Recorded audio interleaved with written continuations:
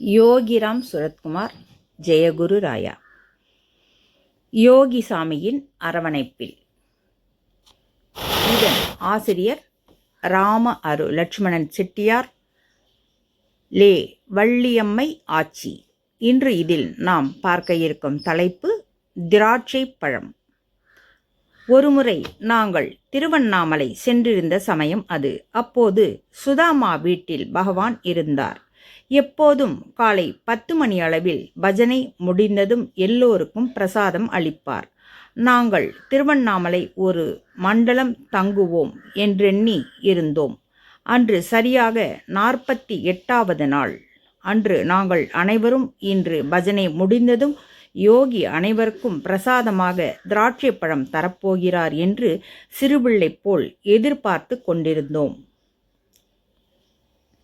அப்போது பகவான், இந்த திராட்சை பழங்கள் இந்த பிச்சைக்காரனுக்கு வேண்டும், இதை உள்ளே வைப்போம் என்று கூறி எங்கள் எதிர்பார்ப்புக்கு தடா போட்டார்கள். பின்னர் அங்கிருந்த அனைவரிடமும் பிரான்ஸ் நாட்டில் இருக்கும் நண்பர்கள் இந்த பிச்சைக்காரனின் புகைப்படத்தை கேட்கிறார்கள்.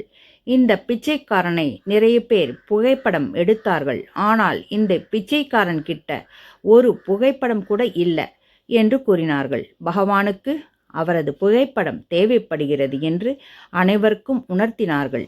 யோகியின் குறிப்பை உணர்ந்த எங்களில் சிலர் பகவானின் புகைப்படத்தை கொண்டு வந்து கொடுக்க எத்தனித்தனர். சக்திவேல் பார்த்திபனிடம் பகவான் புகைப்படம் இருக்கிறதா என்று கேட்கிறேன் என கூறி பார்த்திபனுக்கு போன் செய்தார். அபுரூபம் அம்மா தன் மகனிடம் பெற்று வருகிறேன் என்று கிளம்பினார்கள். நானும் எங்கள் வீட்டில் இருக்கிறதா என்று பார்த்து வருகிறேன் சாமி, அனுமதி தாருங்கள் என்று யோகியிடம் கூறினேன். பகவானும் அனுமதி அளிக்க நான் வீட்டிற்கு வந்தேன். அச்சமயம் என் மகனிடம் பகவானின் பக்தர்களில் சிலர் யோகியின் புகைப்படம் கேட்டிருந்தனர். அதனால் என் மகன் எங்களிடம் இருந்த ஒரு சில புகைப்படங்களை பிரிண்ட் போட்டு அந்த பக்தர்களுக்கு கொடுக்க வைத்திருந்தார். அதில் ஒரு சிலதை எடுத்துக்கொண்டு செல்லலாம் என்று எண்ணித்தான் நான் வீட்டிற்கு வந்தேன். வீட்டில் வந்து பார்த்தால் என் மகன் அந்த புகைப்படங்களை அந்த அன்பர்களுக்கு கொடுத்து விட்டான். கொடுத்தது போக மீதம் 3-4 புகைப்படங்கள் இருந்தன. இவையாவது மீதம் இருந்ததே என்று எண்ணி மகிழ்வுடன் அதனை பகவானிடம் கொடுக்கச் சென்றேன். அச்சமயம் பகவான் சுதாமா வீட்டில் பஜனையெல்லாம் முடிந்து உணவருந்தி கொண்டு இருந்தார்கள். நான் பகவானின் வருகைக்காக காத்திருந்தேன். நான் புகைப்படம் கொண்டு வந்திருக்கும் விவரத்தை கூறினேன். பகவான் வந்ததும் அவரது படத்தை கொடுத்தேன். படத்தை பார்த்த பகவானின் திருமுகத்தில் அத்தனை சந்தோஷம்.